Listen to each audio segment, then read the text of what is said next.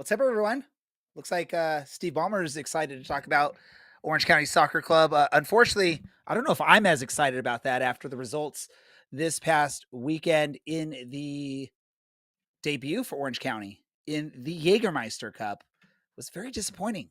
I did not enjoy watching that. It was almost a pain. Let's find out how the rest of y'all think. We'll talk about that. We'll talk about the potential to start a run this upcoming weekend. Let's get into it. Welcome to the Show of Champions. This is the Orange and Black Soccer Cast.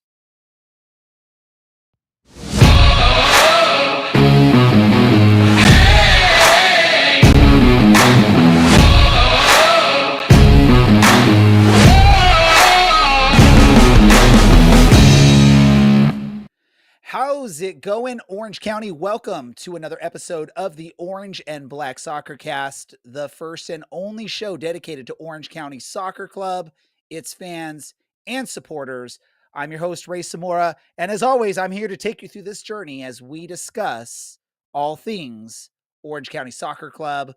Got some help here. It's a CLC takeover, starting with my first helper this evening for this episode, DK Jenks.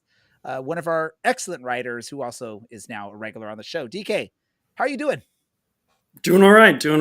Yeah, it's a CLC takeover with our next guest as well, but also I'm, steeped into the podcast culture too. So I'm 1 foot in both sides. I know you got a little bit going in both sides. Yeah, hey, because this is a CLC takeover, I'm gonna let you take over the introduction of our other co-host for the evening. One of our fantastic members who's always loud, always excited for this club. We have Mr. Carlos Reyes. Welcome to the show, Carlos. And you're muted. Yeah, Getting it out of the way early. Muted There we go. himself. Okay, there we go. You guys can hear me now? Thank you. Thank you for having me on. Glad to be on here. Yeah, with Brad out, we had to have someone sort of do the whole Brad thing and mute themselves when they're trying to talk. But hopefully the rest of the show goes very smooth for you, Carlos. How are you feeling? We'll get into the details of Orange County Soccer Club, but in general, we haven't had you on the show yet this season. How are you feeling? 9-10 matches into the season? How are you feeling as an OCSC supporter? Honestly, I'm not hitting the panic button. I'm not personally. I know I still see it. It's still fairly we're still fairly early in the season. It's only April. We're about to get into May. We haven't even hit the 10th game yet. And then as far as we've had the cup plays, 2 cup games, so that kind of extends our early season form. And I just look at our history, and notoriously, I'd rather hit a good stretch of form at the end of the season.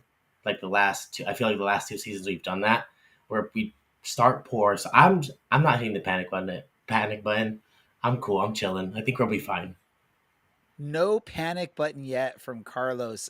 You're pretty smart to not hit the panic button yet, right? This team seems to always go on some good runs and some bad runs of form throughout a season. I don't think there's ever been a season where they've been solidly good an entire season. There may have been times where we've been solidly bad a whole season, but it's sort of one of those roller coaster rides as an Orange County fan. So pretty smart. Don't hit the panic button just yet. DK, do you agree with that? Not to hit the panic button yet? Or are you one of those that is starting to worry a little bit? No, I completely agree with Carlos. If you talk to me immediately after a loss or something like that, then, I might be a little bit more down in the dumps about, what the team is doing right now. But once I really have time to think about it and sober up a little bit, then I'm still really, really excited for this team. Like Carlos mentioned, we're not even at the 10 game mark yet. Obviously, it's a bummer that we didn't really do well in the 2 cup games we had in the past few weeks. We really want to kind of go for any, trophy that we can go for. So that, stings a little bit, but also, we can come back to this next game on Saturday for a league match and really turn things around. And, that can happen at any time. Really, Carlos said it best. I would way rather us have a rut at the beginning of the season than at the end of the season. And, That, that you know, yeah. that makes tons of sense. It it's one of those things. It's early enough where things can change, but I feel like almost every season, especially the seasons where we struggle. I think last year was one of those where we start like looking at the calendar, and be like, okay, is it time to panic yet? Is it time to Mhm. panic yet? Like we go into early to midsummer, and we're still very excited, and you start worrying at certain point. So we'll figure out where that goes. Well, Why are we asking this question? Well, Orange County, after a great start to the season in the opening match, destroying Oakland, they haven't looked the greatest since then. Dealing with injuries, dealing with other aspects going on, just some poor performances on the pitch this past week included. As Orange County fell in their debut in the Jägermeister Cup, which, if you're not familiar with that competition, it's League One and the championship combined. And yeah, we lose 3-1. Orange County lost. And I don't even think that score line does the match justice for the result as far as Vegas goes. Let me is there a curse? I'm just gonna ask this question first. Is there a curse on Orange County when it comes to anything with the word cup associated with it? I'm gonna go to you first, DK. Are you starting to realize maybe there is a curse going on with a cup curse for Orange County? Yeah, I mean, it definitely feels that way. Obviously, the word curse when it comes to really anything is just a way for us to rationalize why we didn't perform well. But it does feel that way. Obviously, we got knocked out of the Open Cup early in a game that we probably should have won. And this game, although it's just the group stage and there's still a lot of Jägermeister Cup to play, we're not knocked out by any means yet. We still have points that we can earn and get up into those top 3 spots. It is a bummer. However, I would actually disagree with you, Ray, in thinking that the score line, didn't favor Vegas as much as it should have. I would say that after their first 2 goals, we really looked like the dominant team. And if we get more into the actual game itself, I might go into that a little bit deeper. But, you know, as much as it sucks and it stung that we lost, when rewatching the game on the broadcast for the article that I wrote, we didn't look as bad as I felt at the end of the game. Okay. I will take that. And by the way, if anyone is missing out on the wonderful written content that our writing team does, which DK is part of, you're missing out. You can go to our website, ocscpodcast.com, to check that out. It's really good stuff. Trust me, if you don't get a chance to analyze, if you don't consider yourself smart about the game of soccer, DK helps, and our writing team help provide some of that for you so you can figure it out. Carlos, really quick on you. Curse, yes or no? I don't want to say that we're cursed, but we go back to the Open Cup, and I just think maybe we take a break next year and not play in the first round, or maybe just take a break at all. I just don't want to say we're cursed, but it just looks like we can't seem to get a win or get a decent result in any cup. And this one, even this one, the Jaeger Cup, where a tie would have been fine, go to PK, still get some points. The way it's set up, it's kind of cool because you can still get points for going to PKs, and then the goals in favor make a difference. But to lose to Vegas in the manner that we did, I know it was closer on like watching it, but to lose 3-1 kind of hurts because as far as goals in favor, that they do count, I believe. Yeah, the goals scored is the first tiebreaker in the Mhm. Jägermeister Cup. So I think the league has been really smart of trying to set this up. They want offense, they want goals to be a priority in this competition. I think to sort of intrigue the fans and make it something. So that's something I think we will see. It'll be interesting when that comes about. I like I like that Maddie King is Mhm. on there naming the curse. What should we name the curse? Let's name the curse. I think that would be fun if people can be creative and give this curse an official name until Orange County drops out of it or gets over it. maybe a way to break this curse is, I know Carlos said, maybe we should just not play the cup. No, maybe what we should do is we should petition. Let's join the club, the cup in the like early stages, and let's just knock out some wins, and maybe that I, destroys the curse, right? well, I don't know about that. Only because we played a team that is still lower than us, and even when we play lower teams, we have not fared well in the Yeah, Open but Cup. we should join when we're playing like the basically a rec team all-star team. That's who we're playing in the first round. And we're throwing out Tom Brewitt, Colin Shuttler, Cameron Dunbar. Let's just destroy him, get some confidence, let's win. Let's talk about this Vegas match. I know DK is just chomping at the bit to get into this Vegas match. Again, 3-1 loss at home.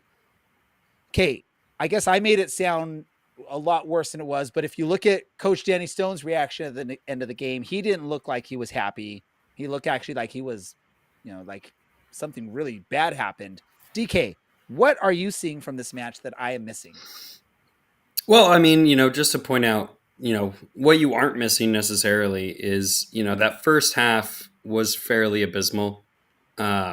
We lacked confidence and we were really indecisive in our build-up play, which I think really, prevented a lot of shots on target. And we mentioned from the first game of the season that we were going to be a very offensive team, but there was a lot of indecisiveness in the passing.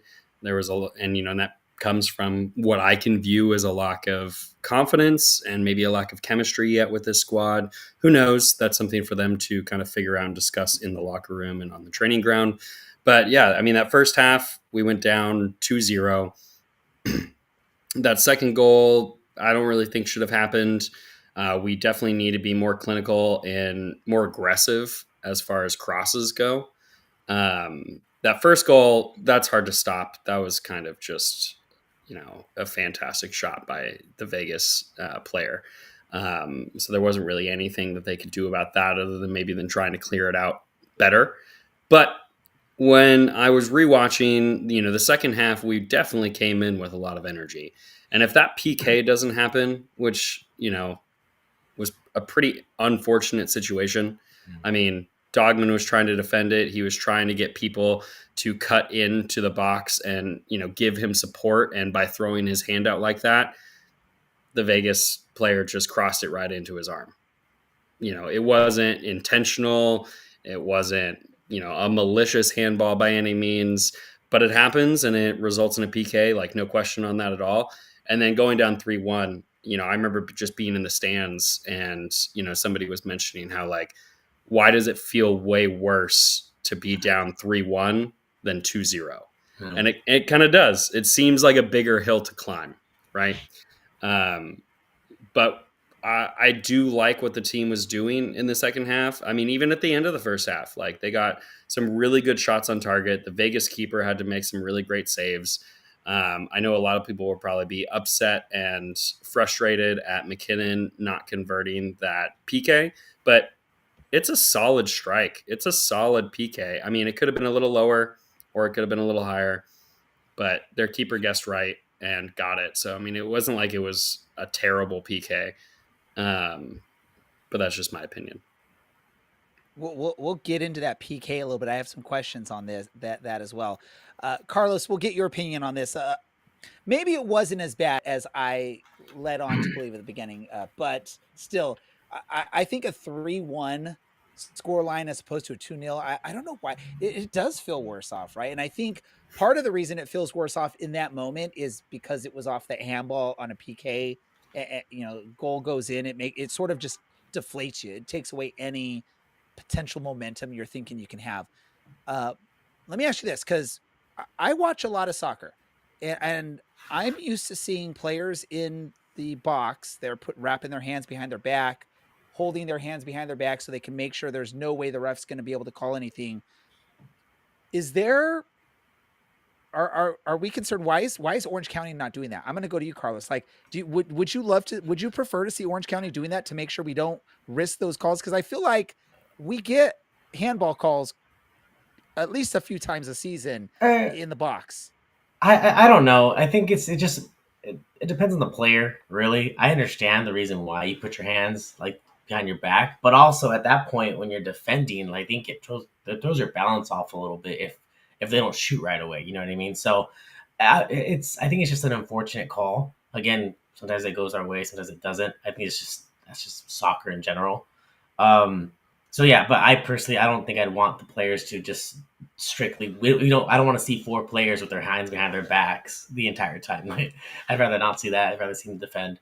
I just think it's just one of those calls that happens just because the ref sees it their way, or it sees it through their lens.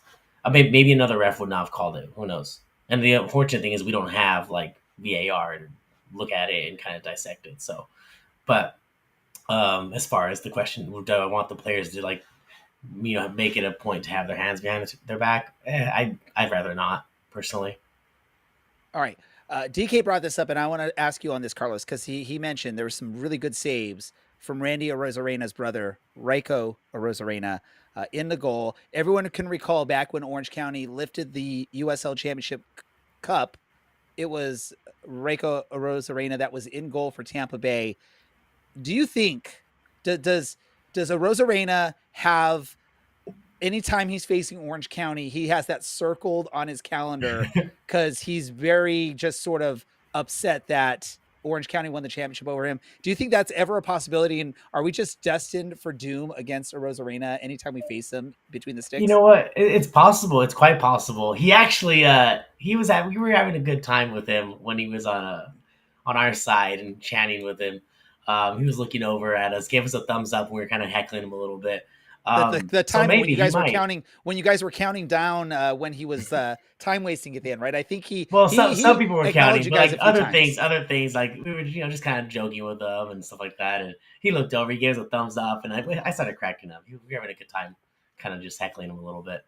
But does he have a, does he get up for that game more? He probably does, maybe, because that was a big win for us. And then I think in that game he was not their starter. So he was their backup goalie who got the start that game Because because of the injury. goalie had gone hurt prior to that. And as far as like talking about that PK, now when I was able to rewatch it, that was just a really good save, and he guessed correctly, and he like dove. He committed to that, and so that was just that's good stop on his part. No, I agree with you, and yeah, I'm looking at it. I feel like ever since that championship, whenever we face a Rosarena, we struggle. It's tough, and you Yeah. never know what happens with that.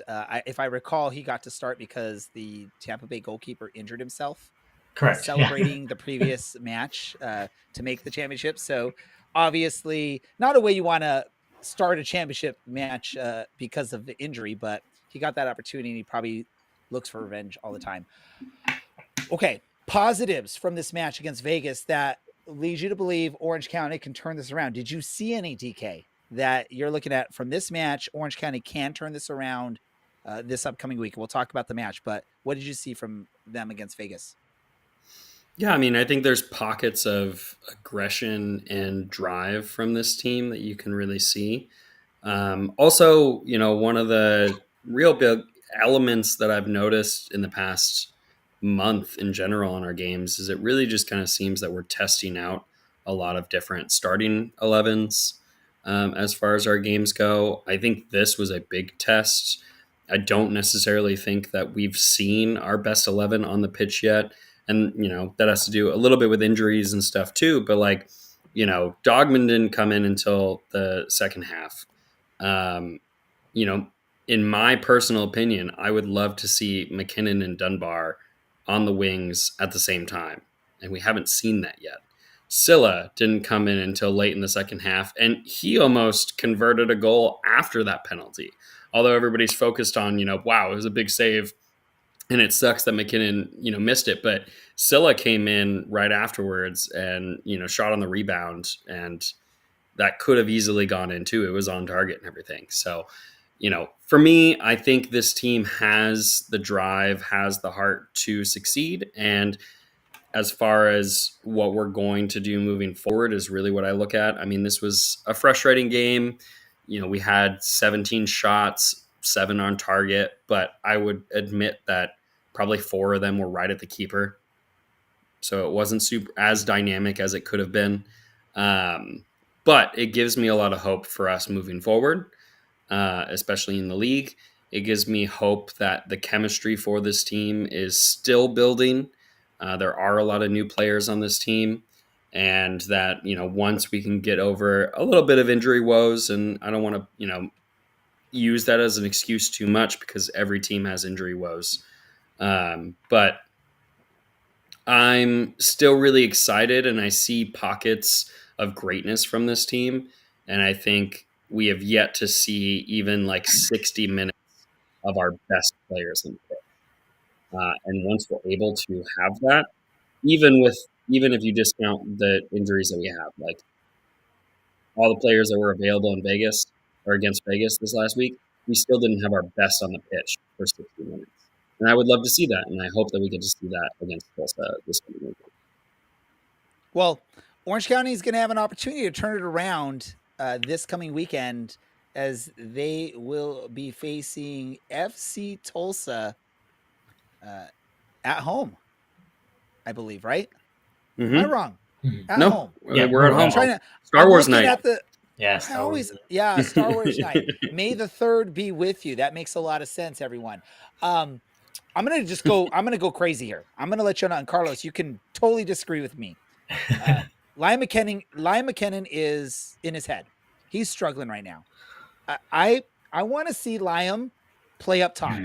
I know that's not a natural position for him, but with Zubak out, I want Liam McKinnon playing up top. I think he would be more successful up top than War. I wish Coach Stone would try it out. Obviously, he's more of an expert than I am on this, but hey, I've dabbled in coaching at the youth level. I like to make some crazy changes to try something out, but I think he needs to see the ball get in the back of the net, and I think the best way for him to do that is playing up top. You could disagree with me. I'm sure you do. What are your thoughts on this upcoming match? What does Orange County need to do? There's what I think Orange County needs to do to maybe be successful and get the thing going here. What do you think, Carlos? What do they need to do? So you know what? I don't hate the idea of playing him up top, since Zubak is out, and I think Traeger's still dealing with a minor or a little bit of an injury. So I don't hate the idea. I'd like to see him play more, probably from the start. But who knows? I wonder why is he not starting, because is he still dealing with something? You know what I mean? He's coming back into form. I think he needs just that one goal. He needs just. It's unfortunate that the PK didn't go in. I know that. I think I could see after the game he felt kind of dejected. He felt like dang, he's just not. He felt he was down about it. And the biggest thing is on my perspective is keep your chin up. Once the goals start coming, like he'll be fine. So I'm excited to see him play a little more, and hopefully he does. And once he gets his first goal, I'm sure more goals will come. I think with the team overall in general, people who may be panicking is because of the signings we had offensively. We expected to hit the ground running, and we started off fairly well. We won 4-2 to open up the season, and then unfortunately we had a couple of injuries up top, like Dunbar is just getting back.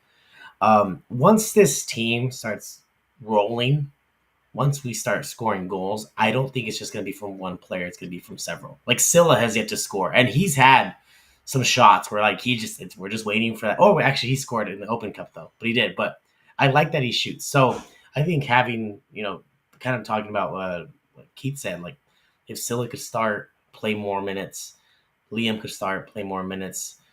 It'd be interesting to see. Like if I could see those two start this weekend, and get about like let's say 60 to 70 in. I wonder what they could do together for an extended period of time. Yeah, let's not forget Scylla, the goal at the Open Cup, early nomination for goal of the year. How difficult of an angle that shot was. Let's not forget that. DK, what concerns you heading into this FC Tulsa match? Are you worried that we will continue to struggle and we will not get the result the fans are hoping for on May the 3rd?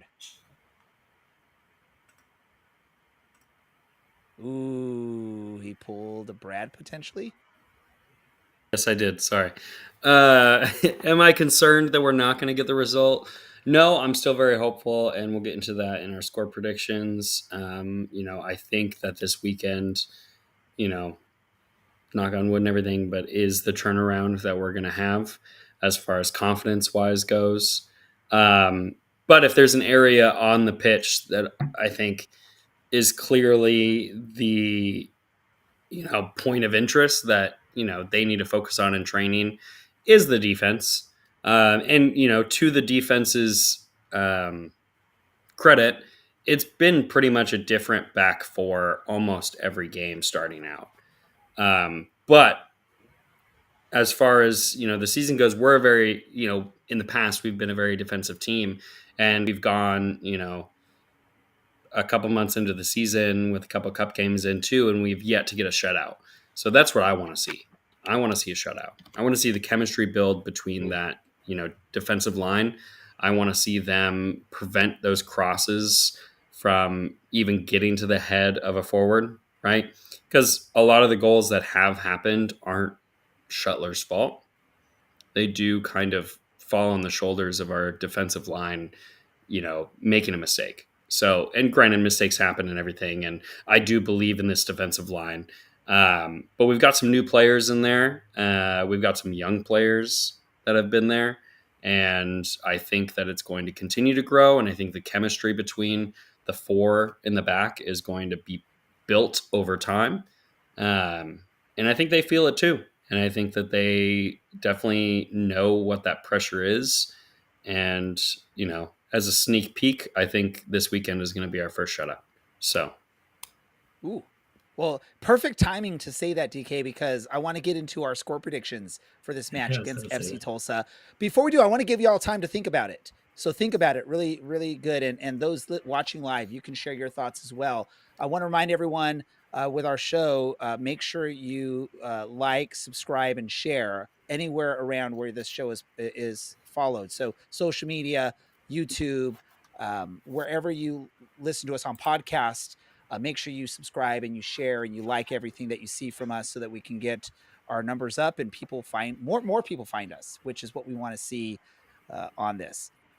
And go to our website to read the great written content from our writers. DK, your score prediction against FC Tulsa. What do you think the score is going to be, and I'm going to ask an extra question. Who's going to be the MVP or the star for the man of the match for Orange County?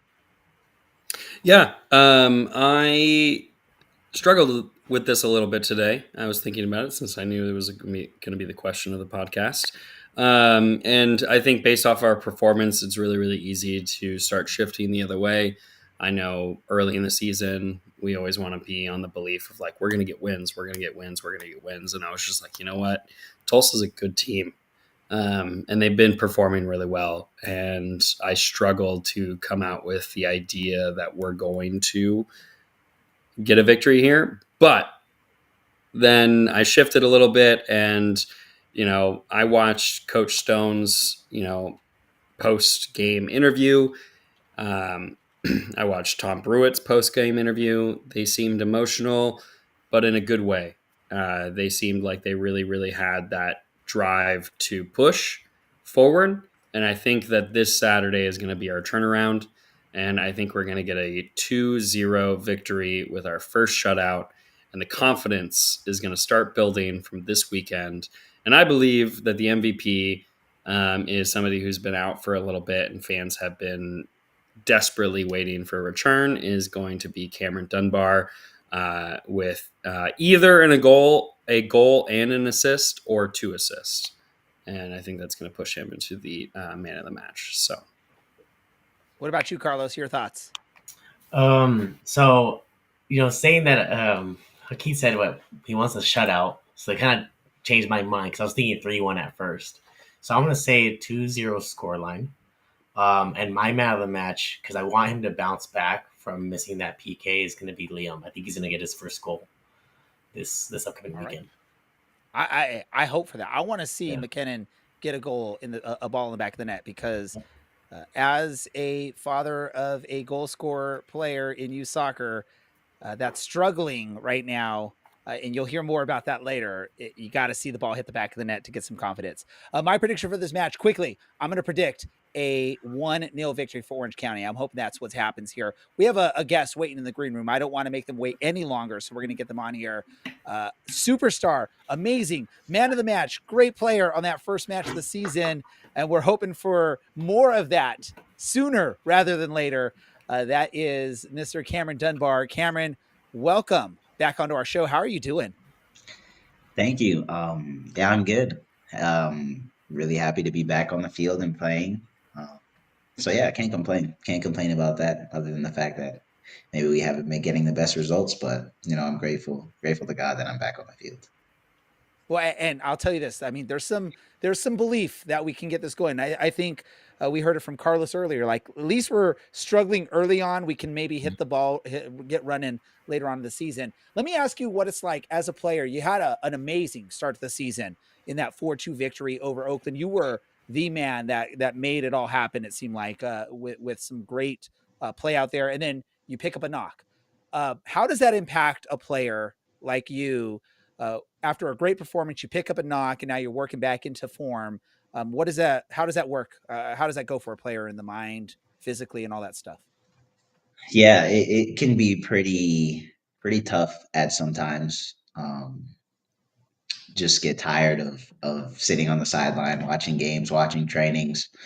Um, you just get that itch. You want to be back on the field so bad, but your body is just it's not ready yet. So you have to be patient.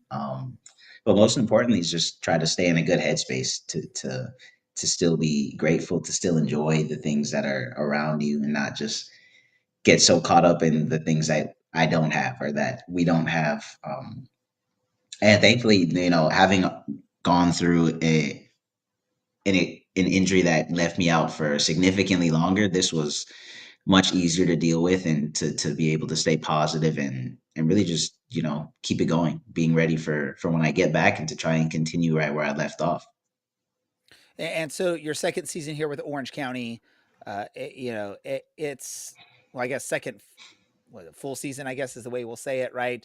How is it different, you being able to stay in one place for multiple seasons as opposed to what a lot of players go through, where you're jumping around from team to team, season to season, moving up, moving down, all that stuff. How does the consistency and the knowing this is where you are, how does that help a player mentally prepare for a season and know what to sort of expect and how they need to perform?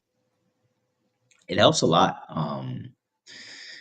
And you see it with a lot of players, maybe when they're, and for me, especially since I'm from, this is my home. My family is in LA, and not just my mom and dad and brothers, but my grandparents, my aunts and uncles, everyone is here. So it's really just an amazing feeling being able to go and see them. If I feel lonely, or if I feel like I just want to go spend time with someone I love, it makes the on-field part much easier, knowing you have support from those that want you to succeed, and are constantly around you. It helps tremendously, and being able to having spent a year last year in the organization and in the club, and having to go through a lot, to learn a lot, just as a professional, and as an athlete, has helped grow me this year. And I think that's just how it is in life. Experience, you gain experience, and it helps you for whenever you need it next. And yeah, being able to go through it last year, and take those moments and carry them with me now, has been helpful. And I feel like I'm able to be in a much better headspace, and in a good spot. Now, obviously, you're still very young when it comes to age, and you still have a bright future ahead of you when it comes to this sport. But there are a good number of players on the roster that are even younger than a Cameron Dunbar, and some of them maybe aren't in their hometowns while they're playing with a team like this, right? Or not where they grew up, not where they have a lot of family. What have you done, or how do you interact with these younger players to maybe make them feel more comfortable, help them adjust? Help them learn how to become professionals, because you've had, although again you're still very young, you've had years of experience of this at this point, but you got some younger players like Pedro and others that maybe are just learning how to deal with this type of of professional experience? What do you do for these players, or how do you interact with them? Yeah, that's a great question because I feel like I was just in their position three, 4 years ago, to where I'm the new guy in the locker room, working with experienced players and guys that I grew up watching on the TV. And it can be tough. It can be intimidating at at some points. But being able to have that kind of older, almost like a mentor figure in the locker room that wants you to succeed and that is going to be able to help you and kind of give you advice and tips is something that I wish I had. Yeah, I wish I had when I first was kind of coming up. Because it helps. I feel like it's always good to have someone that's in your corner and that's trying to help you, whether it be in training or in matches, to improve and grow. And I feel like I want to try to be that guy that I wish I had when I was 16, 17 years old, just kind of stepping into the professional environment. And I want them to know that, that they're great. They're good. They're here for a reason. And, I believe in them. I want them to know that I'm gonna give them confidence. And whatever they need, I'm gonna try to lift them up and help them in any situation where I can. But yeah, and it's good, especially with Ben and Bryce. I spend a lot of time with them. They play the same position, so we're constantly working on areas of our game. Um, and yeah, just to get them to do extra work on the field or in the gym. I try to get them going because I want them to push to be the best that they can be. That's awesome, Dunbar. And I think Ray kind of already touched up on it a little bit, but I'm going to try and frame it in a different way. But obviously, you had an amazing first game, then you got injured, been out for a little bit, and I do think that I speak for all Orange County fans in that we are all very excited that you're back. You are huge, part of the run that we had at the end of last season, and everybody believes that you can be a big part of getting us back into where we need to be now. But as far as that injury goes, a couple questions. Are you back at like 100%? Do you feel confident? Do you feel ready? And are you stepping onto the pitch in these next few games to try and be a little bit more careful or a little bit more hungry to really cement yourself as a part of the starting 11?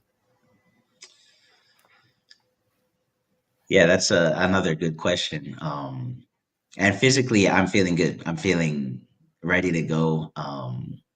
And this, yeah, some kind of an issue that I've had working with the medical staff and the trainers here is I'm ready as soon as I feel ready to go, I'm gonna go 100%, even if maybe my body's at 80, 90%, but I'm gonna be pushing.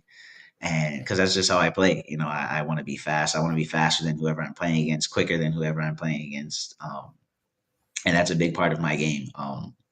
So whenever I'm on the field, that's my mentality, is that I'm gonna give my best effort. I'm gonna try to be the best version of myself that I can, and run at defenders and create for my teammates. Um, so yeah, that's what I try to do anytime I step on the field, and that's all I can say really is I'm ready to go and I'm gonna give 100% anytime I'm on the field. Yeah, and I think we definitely see that, and it's exciting to hear that just coming from you, personally as well, that we can look forward to in these next few matches. Yeah, and as far as like your personal play, I know that you were with us last year. How do you feel as far as you personally, the difference between last season and this season, as far as like your own personal goals? Have they changed at all? Do you still have those same goals for your, personal play style or personal goals? Or being with the team for a little bit, has it maybe shifted a little bit into a, different goal or a different mindset than maybe you had at the beginning of last season? Yeah, I think each season is different.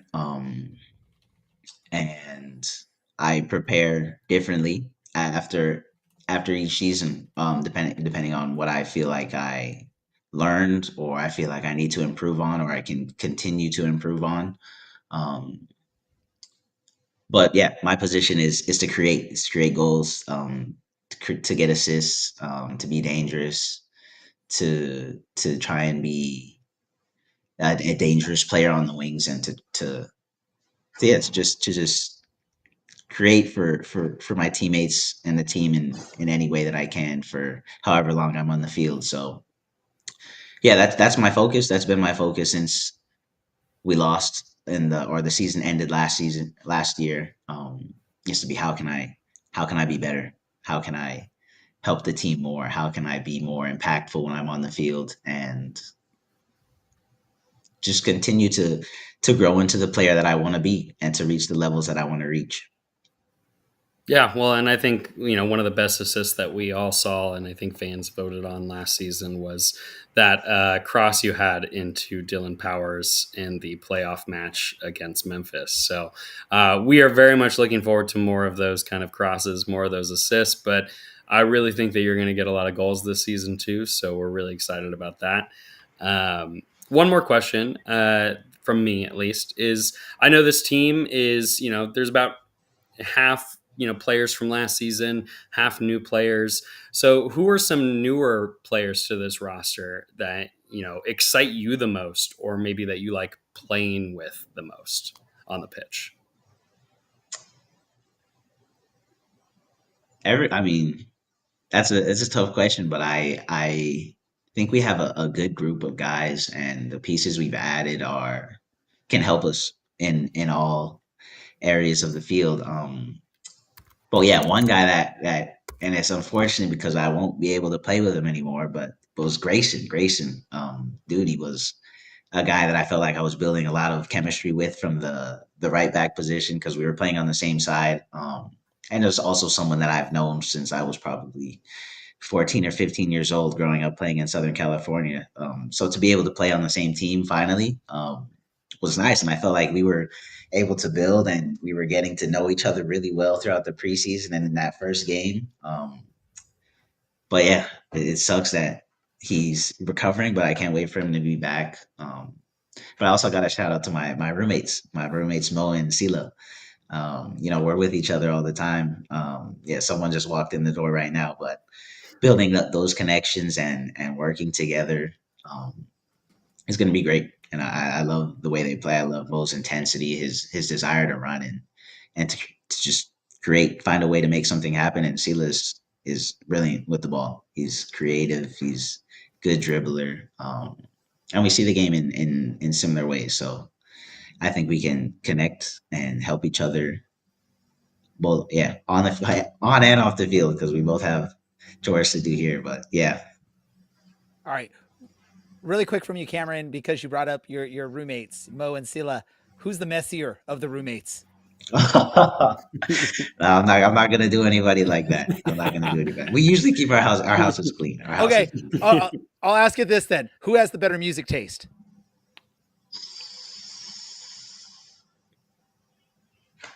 We'll just say me. I gotta put me.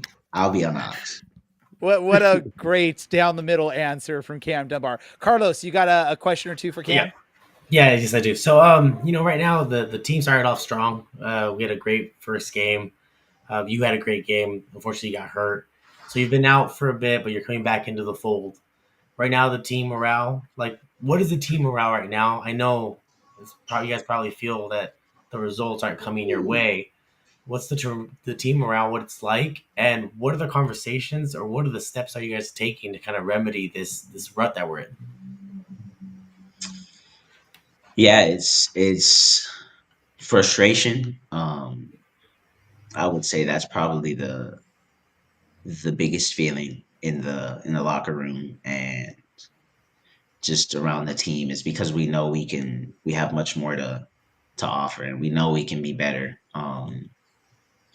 And I think if we weren't feeling that way, it would be a concern, because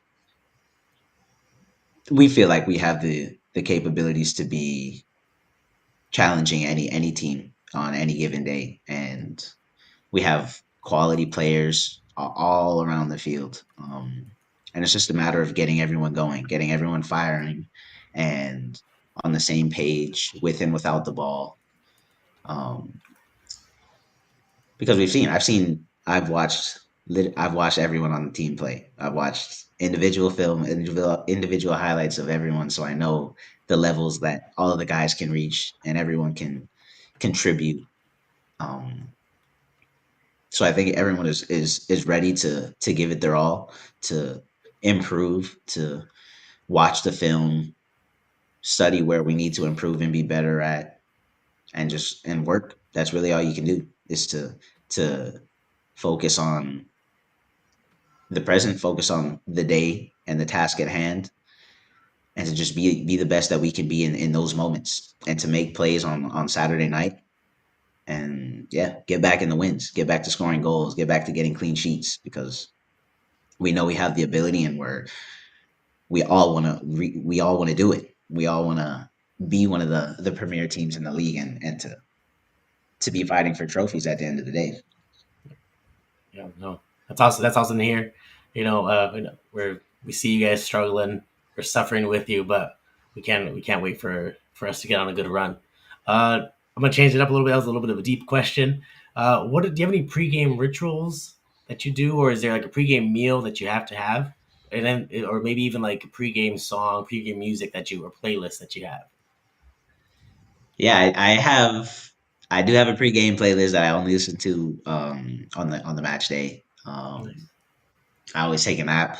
I always um it's really just a chill day before the game. I try to get in a good headspace, do a little bit of uh visualization, meditation, just prepare for the game, trying to be in a calm state. And then my music is very it's good vibes. I'm dancing. I'm kind of getting ready. I'm in a joyful mood, trying to. Cause I mean, it's what I love to do. So try to be in the most almost like a playful energy, a playful state that I can be in, and then just go out on the field and do what I love to do. Yep. Awesome, man. Awesome. Awesome. Just to Awesome, let you Cam. know, before you go in, Ray, I also have a playlist before pre-games that I listen to as I go into tailgating and I go in to celebrate you guys, and it's all Orange County bands. So just wanted to relate to you a little bit on that. I think everyone does that. I mean, I had my playlist for my soccer team when I was coaching of a bunch of songs, old and new, that the kids all started learning. Like they would be singing along because they heard it so often. Really quick, we like to do a fun rapid fire 10 questions, this or that, just so fans can get to know you. There's usually a little bit of a theme behind it. We'll see if you can figure it out. Cameron, are you ready for this? I'm ready. The rules are first answer that comes to mind. Don't think about it. First question: the Lakers dynasty or Dodgers legacy? Lakers dynasty. All right. SoFi Stadium, Rams or Chargers? Rams. All right. Intuit Dome or Crypto.com Arena? Crypto.com arena. All right. Galaxy or LAFC? Gotta I go think with we the all know the Galaxy. answer. Gotta go with the Galaxy. All right. Angel City FC or Sparks? Let's go Angel City. Let's go Angel All City. right. Trojans football or Bruins basketball? Trojans football. All right. Beach volleyball in the South Bay or surfing in Malibu? You're asking the wrong guy that one. I'm gonna say beach volleyball. Hey, we gotta ask these questions. The roar of the crowd at a playoff game or the laid back, SoCal atmosphere at a game? The roar of the crowd, 100%. All right. Celebrity sightings at a game or local diehard fans? Local diehard fans. Perfect answer for the CLC invasion of our show. Last one: Vin Scully or Chick Hearn? Ben That's a Scully. tough one. I was going to say that's a tough one to have to answer. Let me ask you, Cam. Do you know what the theme was of this rapid fire question? I'm gonna say Southern, like Los Angeles topic. That's the theme. Yeah, Los Angeles sports was the topic, all courtesy of Google Gemini. I typed it in and it gave me those 10 questions. So thank you for that. Cam, any last message to the fans that are going to be making the trip out for the match this weekend and for the remainder of the season? What do you want to say to the fans? We appreciate your guys' support. No matter what, we're gonna give it our all, and we're gonna try to get back to getting wins for you guys, giving you guys lots of joy, giving you guys things to cheer about and to be happy about on Saturday night. So can't wait to see you guys, and yeah, see you soon. See you Saturday, and we're gonna be fighting for the 3 points. Awesome, everyone. That is Cameron Dunbar, forward right wing for your Orange County Soccer Club. We're looking forward to a lot of great performances from Cam this season. Thank you as always, Cam, and we look forward to talking to you again very soon. Thank you guys. See you guys. Great. Thank you, Kim.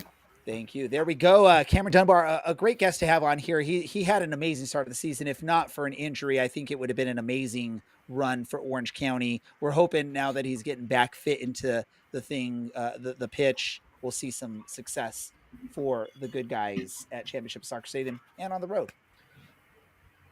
Anything else, DK, Carlos, anything else you want to talk about soccer related before we start wrapping things up on the show?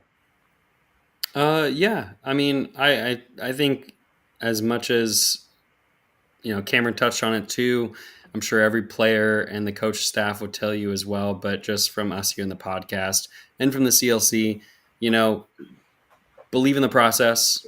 It's going to take a little bit. It always does for us. And I think that if we stick in it, we keep showing up, we keep singing, we keep supporting this team, that they're going to succeed, that chemistry, that confidence is going to grow. And I'm really excited, especially for players like Cameron, who, I think really, really showed up towards the end of last season. And in that first game of the season this year, I can't wait to see what he does for, 20 plus more games as well as a cup to help us get that trophy. And like you said, they're fighting for trophies, and we'll be there supporting them throughout the whole way. And I'm excited for it. And as much as the last Saturday, the loss sucked, I am really, really excited to go up against Tulsa at home this Saturday and to earn our first shutout. So Yeah, I'm excited for that as well. Hopefully that does happen. Carlos, what I want to do really quick, there's obviously probably fans that have been to the match that see the CLC chanting, see the smoke, see the flags waving, but maybe they're a little intimidated. Maybe they don't know if they're allowed to come into that section and hang out with y'all. I want to give you an opportunity to let the fans know what the CLC is about and let them know, hey, are they welcome to join you guys in the stands at the matches? Of course. So yeah, 100%. Anyone is welcome to come over to that section. You can have any ticket in that stadium. You're more than welcome to come over. I invite you to come over. Look for me. Look for Keith. Look for Blaine, Keith's brother.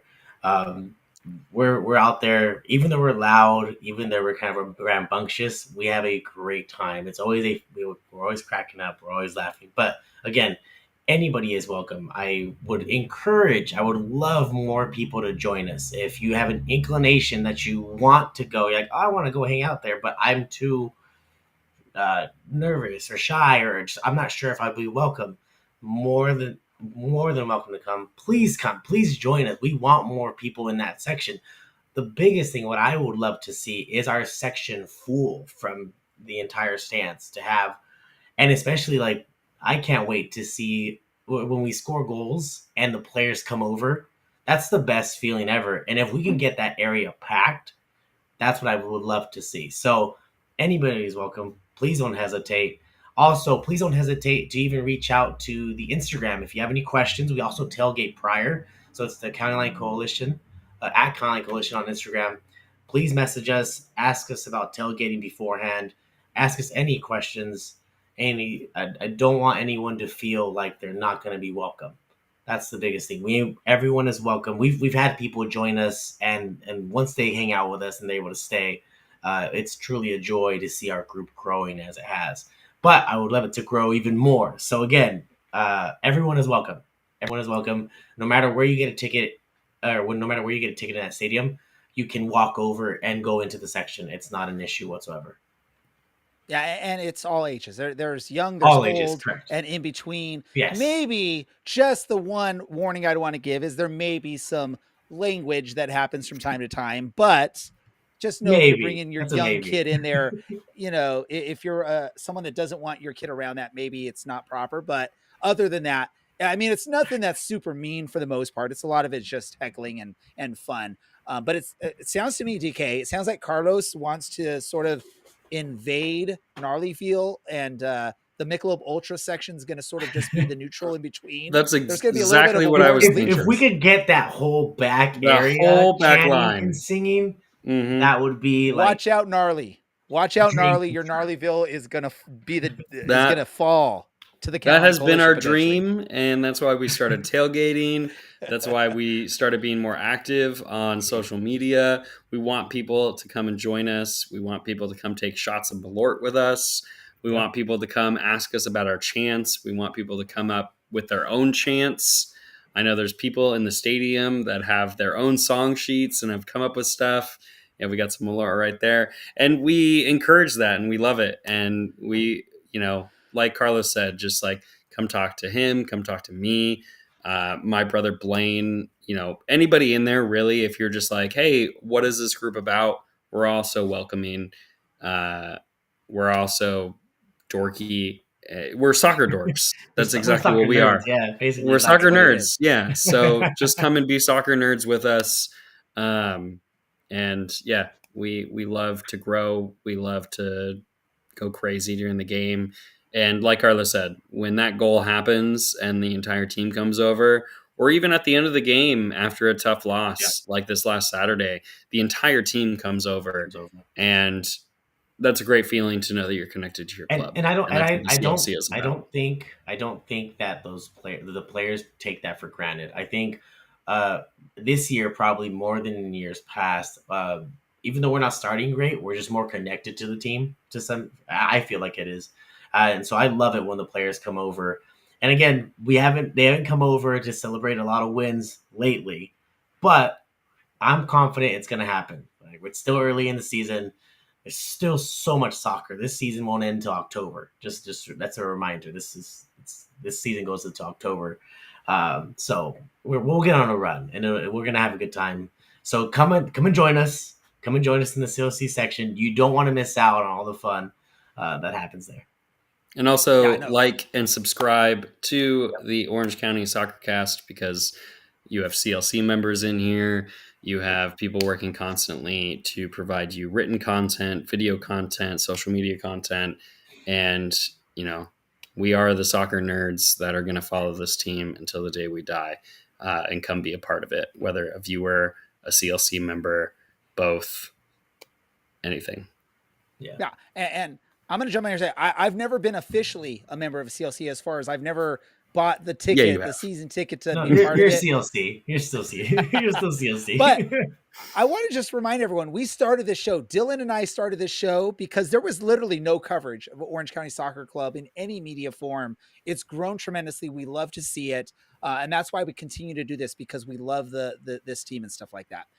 So if you've ever even considered or thought or wondered what it would be like to go hang out with CLC, I recommend it. Go do it. Go have fun. It's a great experience. And it's don't be scared. It's not a scary experience. The only scary part of it is maybe there's a lot of noise and a lot of smoke and a lot of rowdiness, but trust me, you jump right in. They welcome you, and they'll put their arms around you. They'll teach you the chants. It's a great time. We got time constraints, so we got to wrap things up really quick. What did we learn this episode? I'm going to go to you first, TK. I learned that Cameron is exactly the kind of player that I thought and hoped that he would be, that even after coming off of an injury, that he is 100% trying to push himself. And that's what I love to see in a player, as much as it worries me sometimes that they get re-injured.